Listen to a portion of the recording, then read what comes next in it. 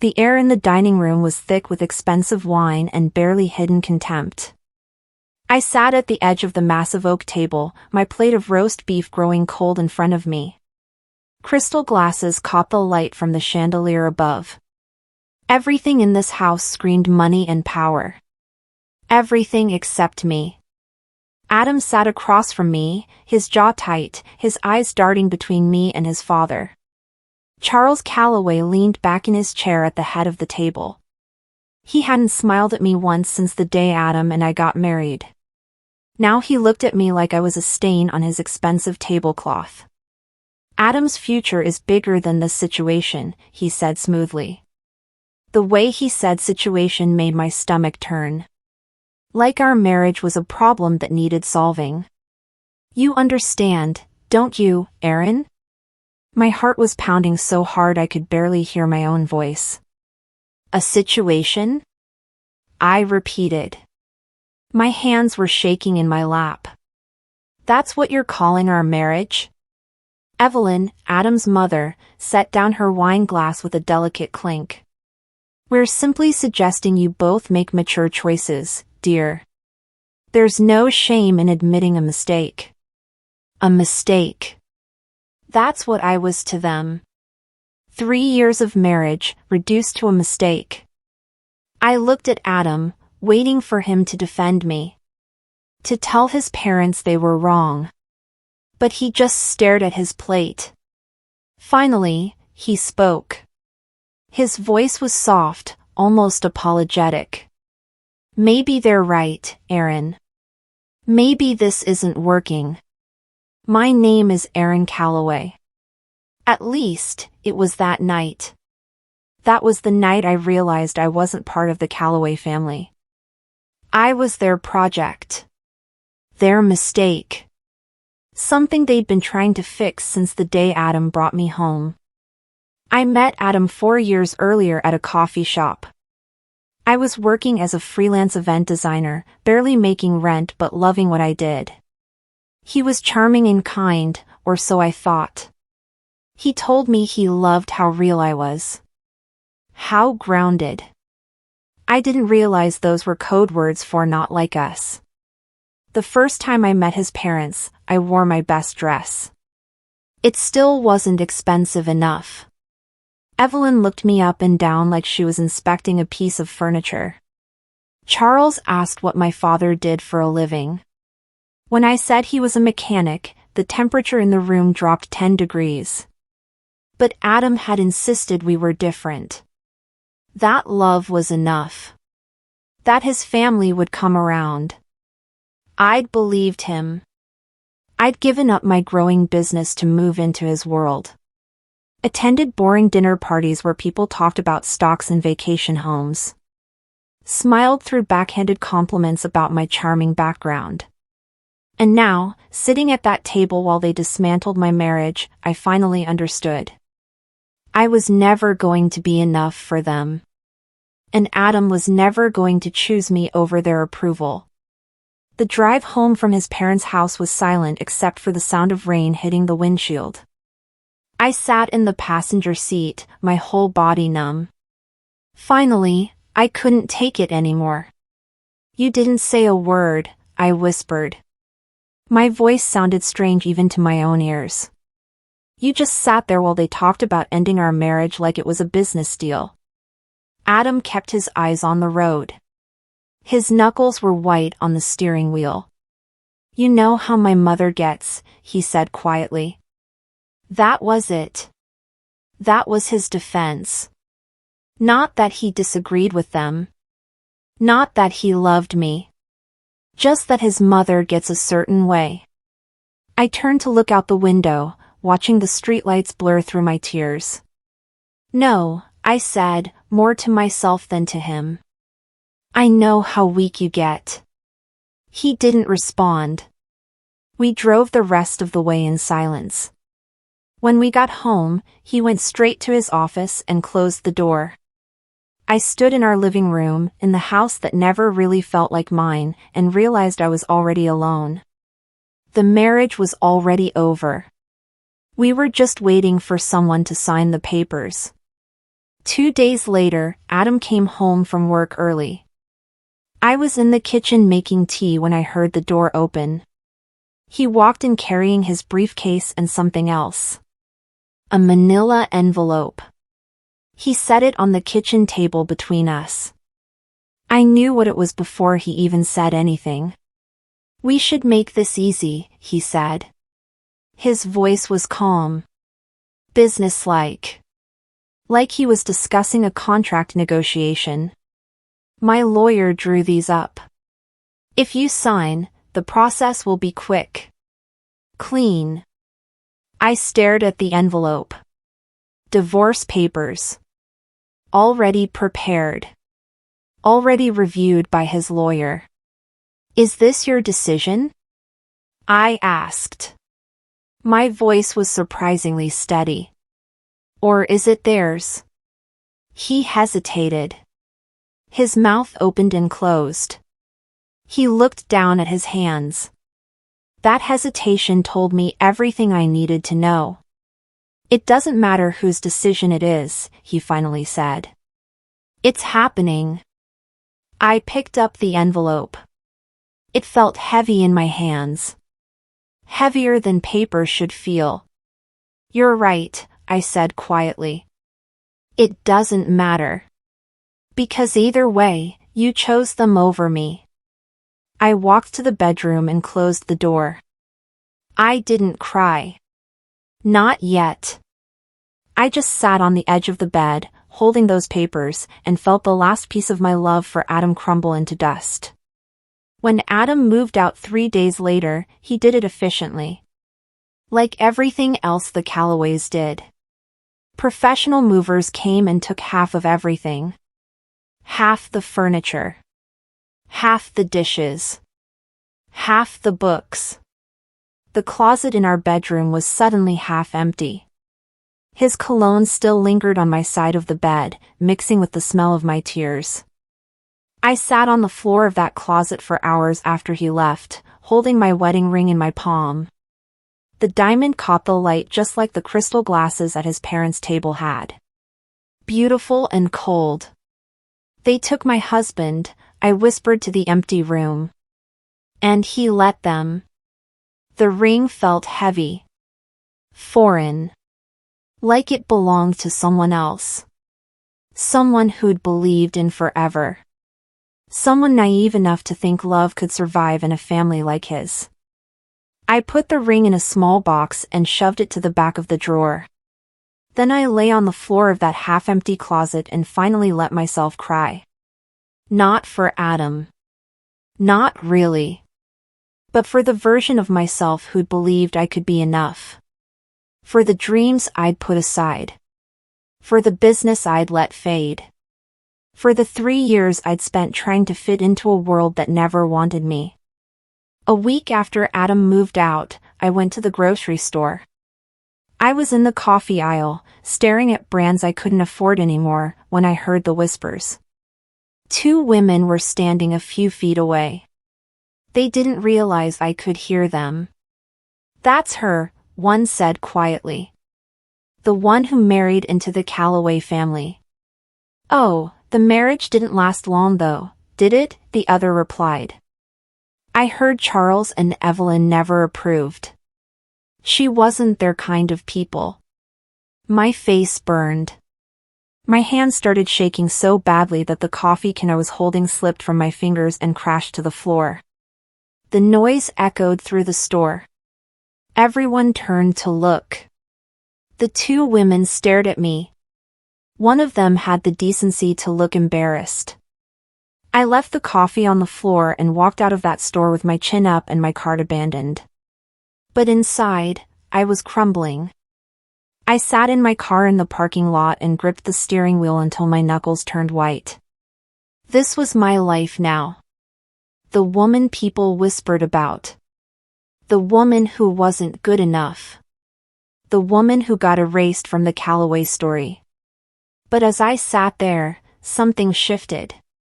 The shame started turning into something else. Something harder. Something that felt almost like determination. I moved out of the house 2 weeks later. I couldn't afford to stay there without Adam's income. His lawyer had made sure the divorce settlement was fair, which meant I got almost nothing. The prenup I'd signed in a haze of love and trust made sure of that. I found a tiny one-bedroom apartment above a flower shop. The paint was peeling in the corners. The floors creaked when you walked. The bathroom had tiles that were probably older than I was. But it was mine. All mine. No Callaway money. No Callaway judgment. Just me and my freedom. I furnished it with second-hand pieces from thrift stores. A small couch that sagged in the middle. A kitchen table with mismatched chairs. A bed frame that squeaked every time I moved. That first night, I sat on the floor eating takeout because I didn't have dishes yet. The apartment was silent except for the sound of traffic outside and the flower shop closing below. I pulled out an old notebook I'd found while packing. On the cover, in my handwriting from years ago, it said, Everline Studio, Ideas. I opened it slowly. Inside were color palettes and mood boards. Logo sketches and business plans. Dreams I'd had before Adam. Before I'd convinced myself to be practical. Before I'd let his family make me small. I ran my fingers over the pages and whispered, maybe it's time to remember who I was. The notebook became my lifeline over the next few days. Every page reminded me of the passion I'd had for event design. The creativity that used to flow through me like electricity. I'd loved creating beautiful spaces. Loved seeing people's faces light up when they saw their vision come to life. But when I married Adam, his mother had made her opinion clear. Event planning is a hobby, dear, not a career, she'd said over brunch one day. Once you and Adam have children, you'll need to focus on more important things. I'd let myself believe her. Let myself shrink. Let my business fade until it was nothing but a memory. Now, sitting in my tiny apartment with that notebook in my lap, I felt something I hadn't felt in years. Possibility. The sketches weren't perfect. My ideas were probably outdated. But they were mine. And I still loved them. I spent that entire weekend going through old contacts. Reaching out to former clients. Updating my portfolio with photos I'd saved. By Sunday night, I had a basic website up and my old social media accounts reactivated. Everline Studio was coming back. I was coming back. And this time, nobody was going to make me feel small for dreaming big. My first call came on a Tuesday morning. It was an old friend from college. Someone I hadn't talked to in over a year. Erin, she said when I answered. I saw you're doing event design again. Are you taking clients? My heart started racing. Yes, I said, trying to keep my voice steady. Yes, I am. She explained that she just bought a condo and needed help with staging and interior design. Nothing huge. Just a small project. But to me, it felt enormous. I hadn't done professional design work in almost 2 years. I didn't have proper equipment anymore. I'd sold most of my supplies during the move. I had no team, no resources, and barely any confidence left. But I said yes anyway. Because what else was I going to do? Give up? Let the Callaways win? Let Adam and his family be right about me? I spent the next 3 days borrowing supplies from friends and buying cheap materials from discount stores. I stayed up until 3 in the morning planning every detail. Sketching layouts. Choosing color schemes. Making it perfect. When I finally finished staging the condo, I was exhausted. But when my friend walked through the door and gasped, when she looked around with tears in her eyes and said, Erin, this is beautiful, I felt something crack open inside me. Pride. Real, genuine pride in my work. My friend paid me double what I'd asked for. I tried to refuse the extra money, but she insisted. "You're amazing, Erin," she said, hugging me tight. "Don't ever let anyone make you think differently." I went home that night and cried. But this time, they were happy tears. Hopeful tears. Those words, "You're amazing," were the first kind words I'd heard in months. The first time someone had seen value in me without conditions attached. The extra money meant I could buy actual groceries instead of living on ramen. It meant I could pay my electric bill without panicking. But more than that, it meant I could do this. I could rebuild. I could survive. A few days later, my friend posted photos of her condo on social media. She tagged me and wrote a glowing review about Everline Studio. Within hours, my phone started buzzing with notifications. People were commenting, sharing. 3 new people reached out asking about my services. I sat in my tiny apartment staring at my phone screen, hardly believing what I was seeing. This was real. People wanted to hire me. People believed in my work. I set up a proper business Instagram account that night. The logo I designed was simple but elegant. The bio read, "Everline Studio, designed from the heart." And I meant every word. My first real commercial job came 2 weeks later. A small bakery downtown needed help redesigning their storefront. The owner, an older woman named Mrs. Torres, had seen my work online. "I don't have a huge budget," she admitted during our first meeting. "But I love what you did with that condo. I want my shop to feel welcoming like that." I gave her a price that was probably too low. But I needed the work. Needed to prove to myself that I could do this. I worked 12-hour days on that bakery. Painting walls. Rearranging furniture. Designing new signage. Choosing lighting that made the pastries look like art. My hands were covered in paint. My back ached from lifting things. But I'd never felt more alive. The day of the reveal, Mrs. Torres walked into her shop and burst into tears. "It's perfect," she kept saying. "It's exactly what I imagined but couldn't describe." She hugged me so tight I could barely breathe. After she let go, I excused myself to the bathroom and cried quietly. These were the moments that mattered. Not fancy dinner parties with the Callaways. Not pretending to care about country club gossip. Just real people appreciating real work. This was what I'd been missing. This was who I really was. Word spread quickly after the bakery redesign. Mrs. Torres told everyone who came in about the designer who'd transformed her space. She posted photos constantly. Tagged me in everything. Within a month, I had 5 new clients. A coffee shop. A small boutique. 2 residential projects. Even a local yoga studio. My email inbox was filling up faster than I could respond. People were reaching out not because of who I was married to, but because they genuinely loved my work. I used the money from those first jobs to buy proper equipment. A good camera for portfolio photos.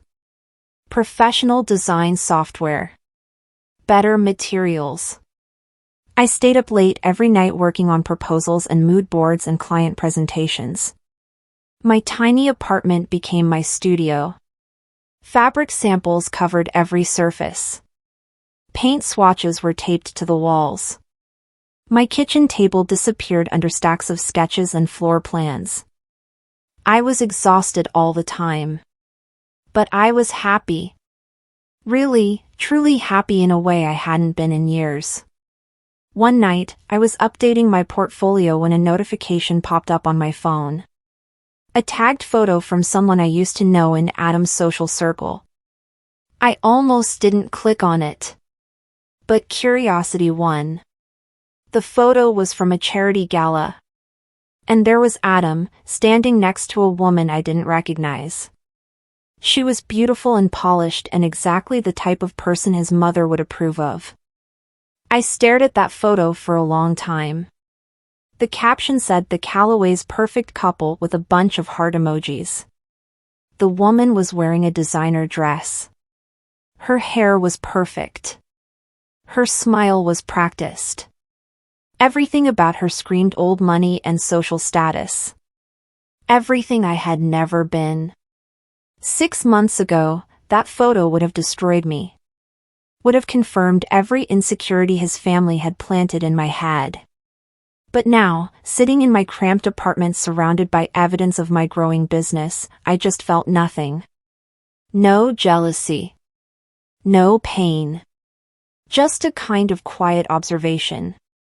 I closed the app and went back to work on my portfolio. As I was choosing photos to upload, I whispered to my empty apartment, "Perfect couples fall too." And I believed it. Because I'd been in a perfect marriage. I'd played the role his family wanted. And it had nearly destroyed me. Now I was messy and struggling and working until midnight every night. And I'd never been more myself. That's when I realized I didn't want what Adam had. I didn't want his world anymore. I wanted this. My world. The one I was building with my own hands. A world where I didn't have to pretend or shrink or apologize for existing. 3 months after starting over, I got an email that changed everything. It was from a development company looking to redesign a luxury office space downtown. They'd seen my work featured in a local design blog and wanted to meet. I read that email 10 times before it felt real.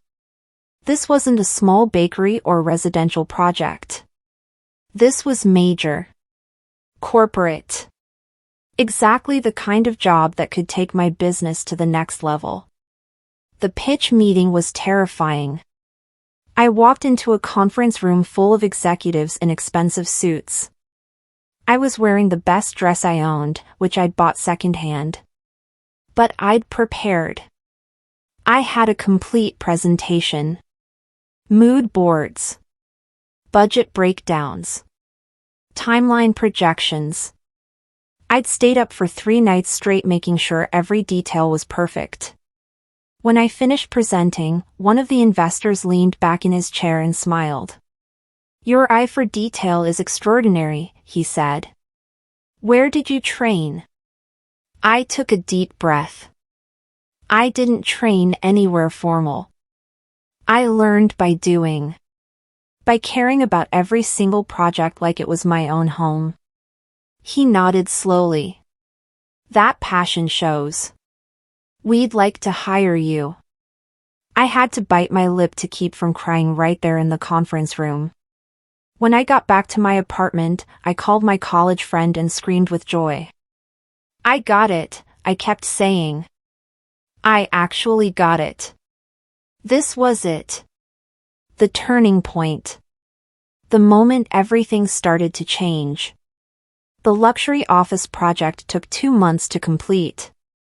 It was the most challenging work I'd ever done. High-end clients with specific visions. Tight deadlines. A budget that seemed huge until you started actually buying materials. But I poured everything I had into it. Every ounce of creativity. Every lesson I'd learned from smaller projects. Every bit of determination that came from proving I could do this. When the reveal day came, the clients were thrilled. They posted photos immediately. Tagged me. Wrote glowing reviews. Within days, those photos were being shared by design magazines and blogs. My phone wouldn't stop ringing. Major clients were reaching out. Corporations. Hotels. High-end residential developers.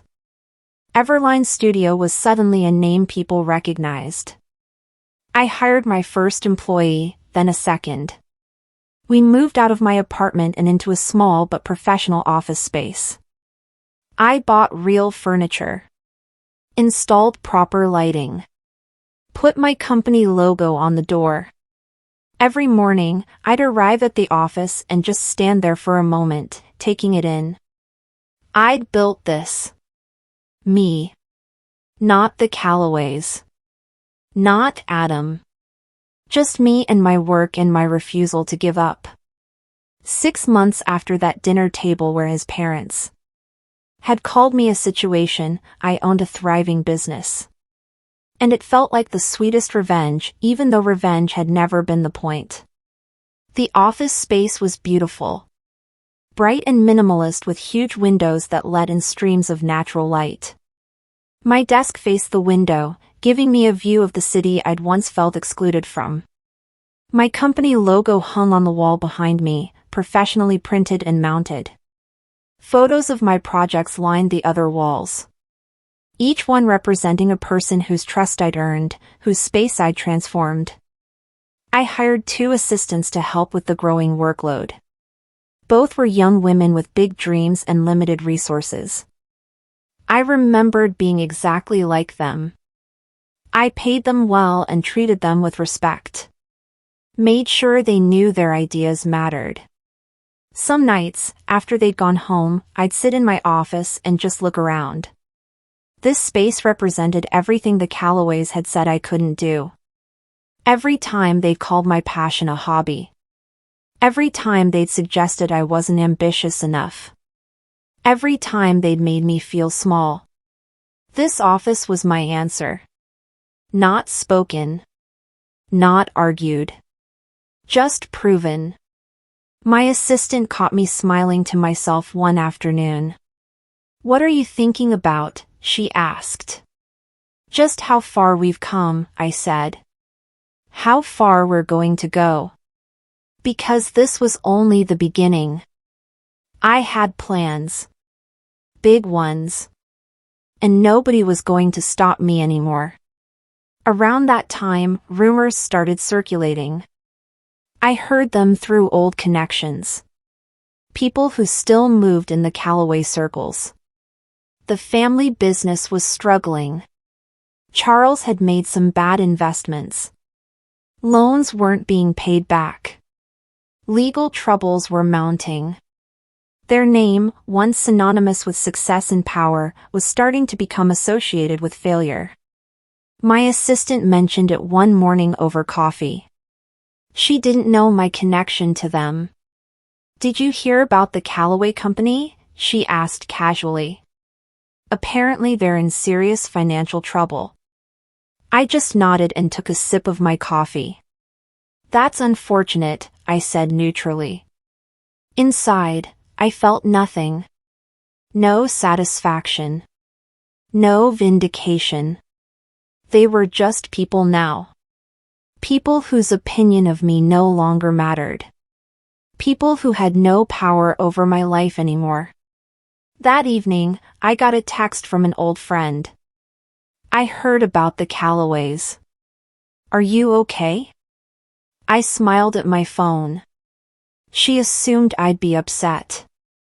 Worried about Adam. But I wasn't. I texted back, "I'm great, actually. Better than I've been in years." And it was the complete truth. Their fall didn't make me happy. But it also didn't make me sad. I'd moved on. Built something independent of them. Their success or failure had nothing to do with me anymore. I attended my first major industry gala 4 months into running the new office. It was the kind of event I'd been excluded from during my marriage. The kind where everyone who mattered in design and architecture gathered. I wore a simple but elegant black dress. Nothing extravagant. Nothing that screamed trying too hard. Just confident. Professional. Myself. When my name was called for an Emerging Designer Award, I almost didn't believe it. I walked up to the stage in a daze. The applause was thunderous. Flashbulbs exploded around me as photographers captured the moment. I stood at that podium holding the glass trophy and looked out at the crowd. 6 months ago, I'd been sitting in a half-empty apartment crying over divorce papers. Now I was being recognized for excellence in my field. "Thank you," I said into the microphone. My voice was steady. Clear. This award means everything to me. It represents not just good design, but the freedom to create without limitation. The courage to start over. The strength to build something entirely your own. The crowd stood and applauded again. And for the first time in years, I felt like I truly belonged somewhere. Not because of who I was married to or what family I came from, but because of what I'd built with my own hands and my own vision. The award led to even more opportunities. I was offered a major contract to design the headquarters for a rebranded corporation. The project was worth more than I'd made in the entire previous year. The meeting to sign the contract was surreal. I sat in a conference room with lawyers and executives, reading through page after page of legal documents. When I got to the property address section, I had to read it twice. The building they wanted me to redesign was in the same complex that used to house Callaway Industries. The irony wasn't lost on me. I signed the contract with a small smile. The universe had a strange sense of humor sometimes. That night, I sat in my apartment with a glass of wine and let myself feel proud. Really, truly proud. Not arrogant. Not boastful. Just quietly satisfied with how far I'd come. The girl who'd been told she wasn't enough had built an empire from nothing. The woman who'd been called a situation was now being hired for 6-figure contracts. The wife who'd been discarded was now the one people wanted to work with. I raised my glass to my reflection in the window. To starting over, I whispered. To proving them wrong by not caring what they think anymore. And I drank to my own success. The call came on a rainy Tuesday morning. My assistant knocked on my office door looking confused. "There's someone here asking for a job interview," she said. "He doesn't have an appointment, but he says it's urgent." I glanced at my calendar. I had a meeting in 30 minutes and 3 proposals to review. "Can you schedule him for later this week?" I asked, not looking up from my computer. "He specifically asked for you," she said. Something in her voice made me look up. "He said his name is Adam Callaway." The pen slipped from my hand and clattered onto my desk. For a moment, I couldn't breathe. Couldn't move. Couldn't process what I'd just heard. "Did you say Adam Callaway?" I finally managed. She nodded. "Do you know him?" I stood up slowly. My legs felt shaky. "Where is he?" "In the lobby." I took a deep breath and smoothed down my dress. My heart was racing but my hands were steady. "Give me a minute," I said. "Then send him away." "You don't want to see him?" "No," I said firmly. "I want to see him. Just not the way he's expecting." I walked to the mirror in my office and checked my reflection. Professional. Confident. Successful. Everything they'd told me I could never be. Then I walked out to face my past. The lobby was bright with natural light from the floor-to-ceiling windows. And there, sitting in one of the waiting area chairs, was Adam. He looked different. Thinner. His suit was nice but not expensive like the ones he used to wear. His hair needed cutting. There were dark circles under his eyes. He was clutching a worn leather folder that I recognized as a resume holder. When he saw me, he stood up quickly. His eyes went wide. He looked around the office, taking in the modern furniture, the professional staff, the company logo on the wall. Then he looked back at me. "Aaron?" His voice cracked slightly. "You own this place?" I smiled politely. The kind of smile I used to give to difficult clients. Cool. Professional. Distant. "Yes," I said simply. "Everline Studio is my company." He just stared at me. His mouth opened and closed like he couldn't find words. Finally, he held up the folder. "I didn't know. I was just applying. I need work and your company came up in my search." "I see," I said. My voice was calm. Steady. Inside, my heart was pounding, but I didn't let it show. The job market must be tough right now. "Everything fell apart," he said quietly. There was desperation in his voice. "The family business collapsed. My father's investments failed. I've been trying to find work for months, but nobody wants to hire a Callaway right now." I looked at Adam standing there in my lobby, holding his resume like a lifeline. This was the man who'd handed me divorce papers and told me to make it easy. The man who'd chosen his parents over me without hesitation. The man who'd let his family treat me like a problem to be solved. And now he was here, desperate, asking me for a job. The symmetry was almost poetic. "I made a mistake, Aaron," he said quietly. "My father made bad decisions and I followed him. I should have listened to you. Should have defended you. I threw away the best thing in my life because I was too weak to stand up to them." I listened without interrupting. Let him say his piece. When he finished, I nodded once. "You did make a mistake, Adam. Several of them." He looked hopeful. Like maybe I was going to forgive him. Hire him. Give him a second chance. "But that's not my problem anymore," I continued. "I'm sorry things didn't work out for you. Truly. But this company was built from the pieces of my life that you and your family broke. I can't have you here." His face fell. "Aaron, please. I don't know what else to do." I glanced at my assistant, who was watching the exchange with wide eyes.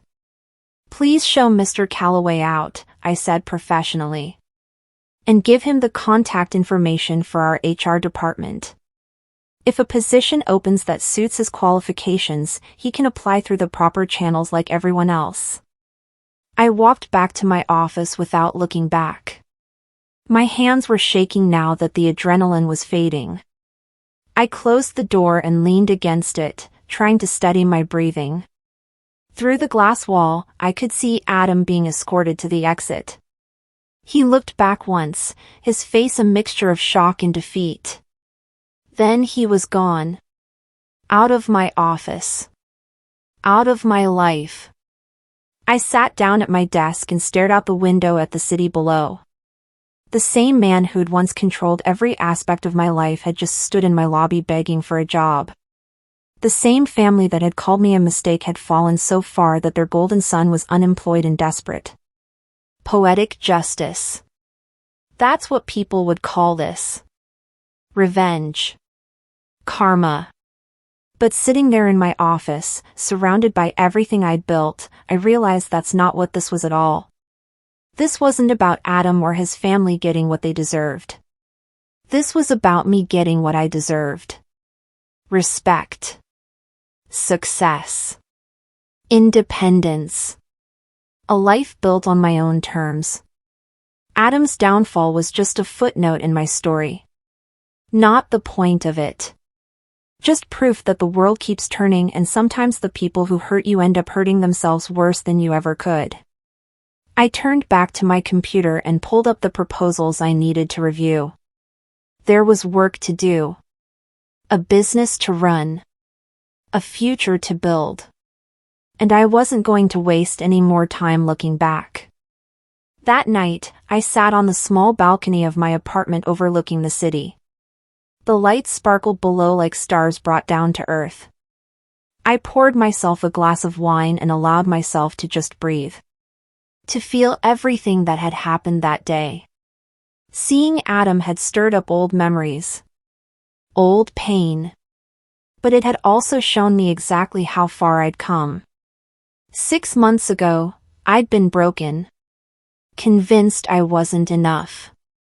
Convinced my dreams were worthless and my passion was just a hobby. Now I owned a successful company. Employed talented people.